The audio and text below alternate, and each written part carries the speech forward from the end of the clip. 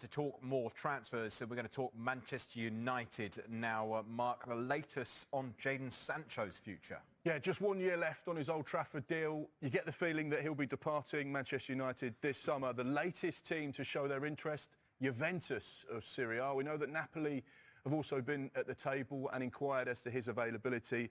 They've now been joined by Juventus. We know that Borussia Dortmund have also made a couple of calls just to find out what the deal potentially could be. So, yeah, one to keep an eye on, Jadon Sancho, into his last year at Old Trafford. Only a matter of time now before he gets a new move.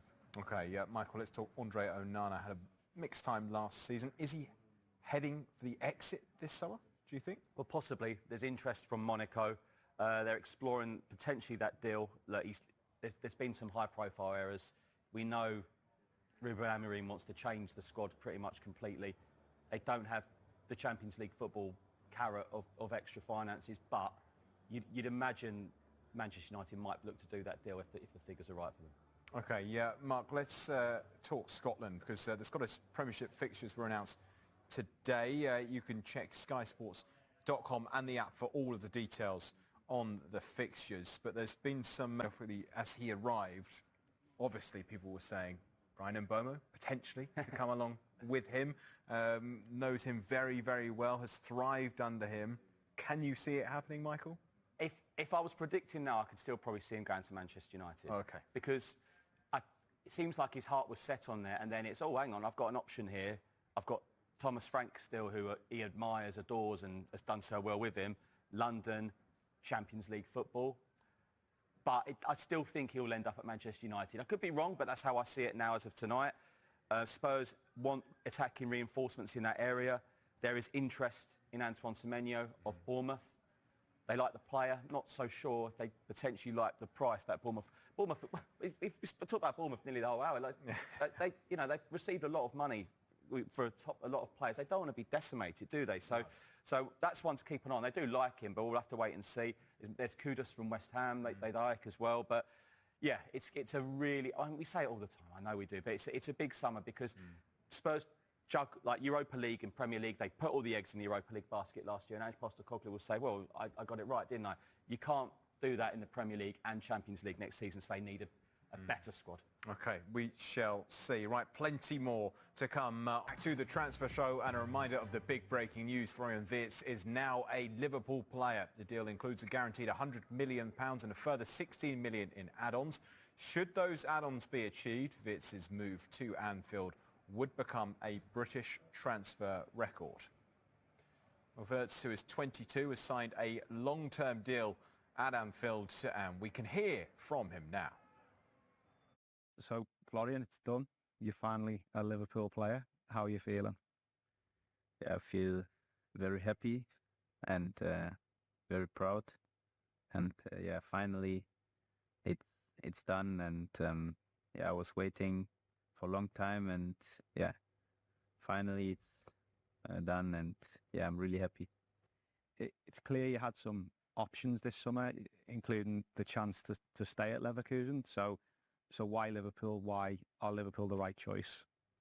I just thought that it was the right point in my career to make a next step.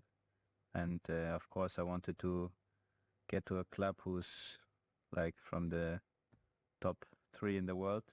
And in my opinion, Liverpool was one of them. And yeah, I just saw myself in the best hands in Liverpool. And I was really convinced by the people here, by the idea, and everything what the club offers me. Was really good, and in the end, also easy to decide for me to come to Liverpool. The Liverpool fans are excited that you're joining the club. They've been waiting for us to announce this transfer. What would you say to the Liverpool fans? What I would say? Don't know. I would say thank you for the support. Of course, I saw it also on Instagram or everywhere else that they are wanting me to come, and so I would say thank you for the support, and I'm really looking forward to play in front of them and achieve together big things. So yeah, I'm really happy to come, and sorry for the long wait. And that's exactly what Liverpool fans want to hear as well. Absolutely. So young as well. He's only going to get better, isn't he? And when I see those statistics, look at that data, Mark, what really strikes me is just how much you can imagine him in this Arne Slot side. So a really targeted transfer. And, I mean, it's common knowledge that players, you know, clubs will go for players that directly suit their style of play. But you can just see from some of those stats that he is really going to buy into the way that Arne Slot's trying to make this Liverpool side play, isn't he? And actually, he's probably going to take them to the next level somehow.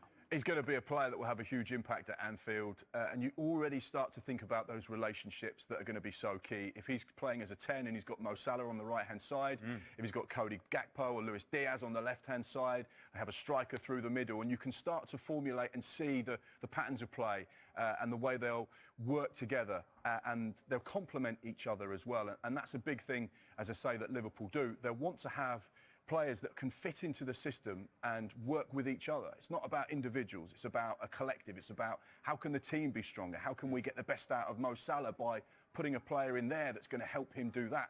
And in turn, Mo Salah can work with Florian Wirtz. So you're going to have players there that are all on the same page. And this can be only described as a really exciting signing for Arne Slot, for Liverpool, and for what they're trying to do with this team at the moment. This is huge news, and I think it's the brilliant way to start the transfer window when you've got a club like Liverpool, the Premier League champions, that are not messing around. And I know there were so many Liverpool fans that were frustrated last summer that they didn't do much business. But boy, have they saved their pocket money, and are they spending it now in style. AFC Bournemouth for the right back, Max Aarons.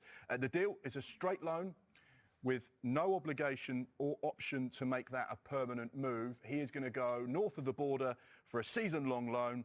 He's still got 3 years left on his Bournemouth contract. 25 years old. It feels like we've been talking about him for years.